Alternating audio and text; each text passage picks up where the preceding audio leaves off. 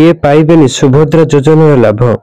आर्थिक स्वच्छल गर्भर महिला, सरकारी चाकरी करुथिबा महिला और आयकर प्रदान करुथिबा महिला माने एही योजनार सामिल हेबा पई योग्य विवेचित हेबे नहीं।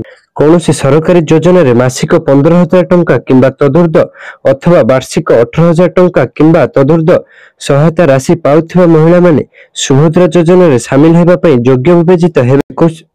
एथिरे राज्य 21 वर्ष किंबा तदूर्ध्व एवं 60 वर्ष कम समस्त योग्य महिला मानक सामिल करा जिवो। सुभद्रा योजनार एसओपी आसीछि। विधानसभा मुख्यमंत्री मोहन चरण माझी एने घोषणा करिसेंती। एही योजनार 2 किस्ती टंका मिलिबो। प्रति वर्ष राखी पूर्णिमा और महिला दिवस रे टंका प्रदान करा जिवो। प्रति किस्ती रे 5,000 टंका लेखाए मिलिबो। गतकाली कैबिनेट बैठक में सुभद्रा योजना एसओपी रो मोहर लागिथिला। 21 रु 60 वर्षर महिला को एही टंका मिलिबो। सूचना योग्य जे सुभद्रा योजना रे 50,000 टंका देवा पई घोषणा करा जायथिला।